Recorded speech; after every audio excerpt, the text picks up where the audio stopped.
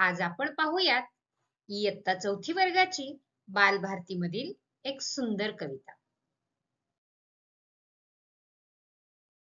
कवितेचं नाव आहे धूळ पेरणी.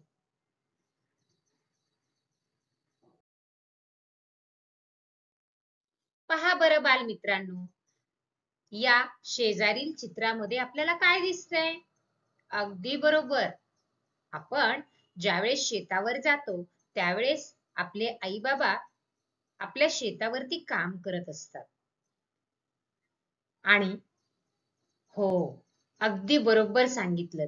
हेच आपल्या शेतावरील काम करणाऱ्या एका शेतकऱ्याचे चित्र आहे. नक्कीच बरोबर, हे पेरणीचे चित्र आहे. पाहूयात पुढे या चित्राविषयी आपल्याला नेमकं या कवितेमध्ये काय बरं सांगितलेलं आहे. पहा, आता या बाजूच्या चित्रामध्ये काय बरं दिसतंय?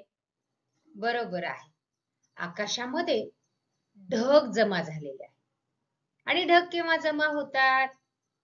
बरोबर आहे, पावसाळ्यामध्ये आकाशामध्ये काळे ढग जमा होतात आणि अगदी तेच वातावरण या बाजूच्या चित्रामध्ये आपल्याला दिसतंय. अगदी बरोबर ओळखलं.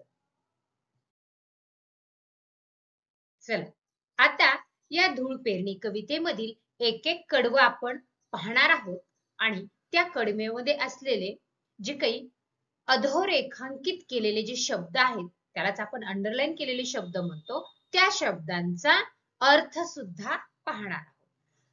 अगोदर आपण ते कडवं वाचणार आहोत. असो बरकत धूळ पेरणीला, लागला मातीचा जीव झुरणीला. आता पहा, अधोरेखांकित केलेले शब्द आहेत बरकत आणि धूळ पेरणी. मग त्याचा अर्थ आपण शब्दार्थ या नावाच्या खाली पाहणार आहोत. बरकत म्हणजे भरभराट आणि धूळ पेरणी कशाला म्हणायचं? तर पाऊस पडण्यापूर्वी केलेली पेरणी. छान.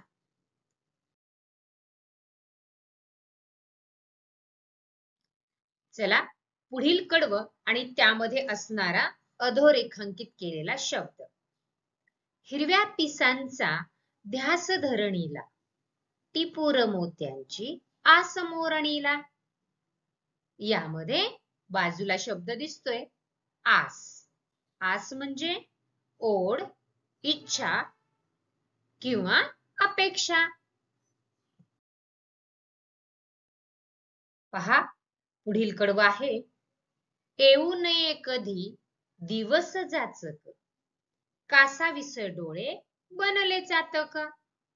आता या कडव्यामधील कठीण शब्द किंवा अंडरलाईन केलेल्या शब्दाचा अर्थ आपण बाजूला पाहूयात. जाचक म्हणजे त्रास देणारे. दुसरा शब्द आहे कासावीस. कासावीस म्हणजे व्याकुळ. आणि तिसरा शब्द आहे चातक. पहा, चातक या शब्दाचा अर्थ आहे ढगातील पाणी पिऊन राहतो अशी समज असणारा पक्षी. छान. पहा, बाजूचे कडवे पाहूयात, वाचूयात, समजून घेऊयात. कोरडे नक्षत्र पूर पापणीला, आलेलं आभूट दूर दाटणीला. आणि त्यामधील अंडरलाईन केलेला शब्द आहे आभूट. पहा, लाल अक्षरामधील आभूट या शब्दाचा अर्थ आहे ढगाळ आकाश.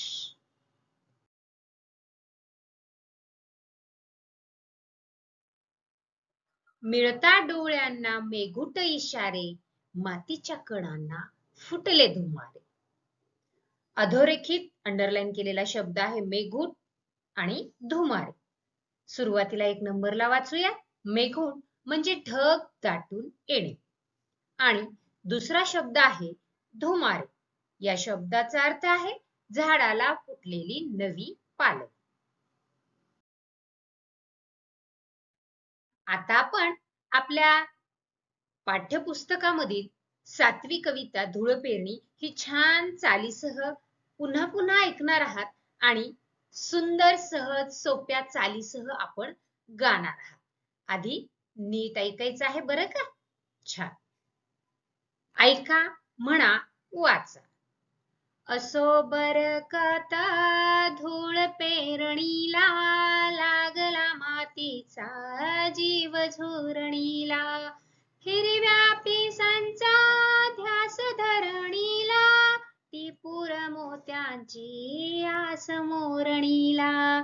येऊ नये कधी दिवस जाचक, कासावीस डोळे बनले चातक. कोरडे नक्षत्र पूर पापणीला, आलेलं आबूट दूर दाटणीला.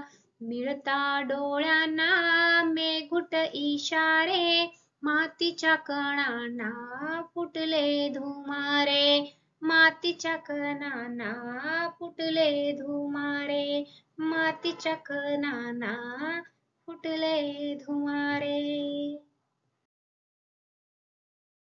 काय, कविता आवडली? अरे वा, छान. पहा मग, या कवितेवर आधारित एक मी स्वाध्याय दिलेला आहे. हा स्वाध्याय काय आहे तो आपण क्रमाक्रमाने वाचणार आहोत. दिलेले शब्दार्थ वहीवर स्वच्छ अक्षरात लिहून पाठ करणे. पहा, आता मी जे बाजूला लाल अक्षरामध्ये शब्दांचे अर्थ दिलेले आहेत की नाही, प्रत्येक कडव्याच्या पुढील, ते अगदी स्वच्छ सुंदर अक्षरामध्ये आपल्या वहीवरती लिहून घ्यायचे आहेत. आणि हो, फक्त लिहायचे नाहीत, तर त्याचा अर्थ समजून पाठ करायचे आहे. पहा, पुढचा स्वाध्याय आहे. शेतावर गेल्यानंतर मोठ्यांकडून पिकाबाबत माहिती जाणून घेणे. आपण शेतावर जातो की नाही? बरोबर आहे. सुट्टीच्या दिवशी आपण जेव्हा शेतावर जातो किंवा जेव्हा केव्हा आपण शेतावर जातो घरच्यांसोबत, तेव्हा मोठ्यांकडून त्या शेतामध्ये असलेल्या पिकाची माहिती आपण त्यांच्याकडून जाणून घ्यायची आहे. जसे पिकाचे नाव, हे पीक कोणत्या ऋतूमध्ये घेतले जाते, या पिकाविषयी असं आपण जाणून घेणार आहात. आणि तिसरा स्वाध्याय आहे कविता पुन्हा पुन्हा ऐकून चालीसह पाठ करणे आणि पाठ केलेली कविता मोठ्यांना म्हणून दाखवणे. छान. करणार मग हा स्वाध्याय पूर्ण? नक्कीच. पुन्हा भेटूयात नवीन कवितेसह. तोपर्यंत धन्यवाद.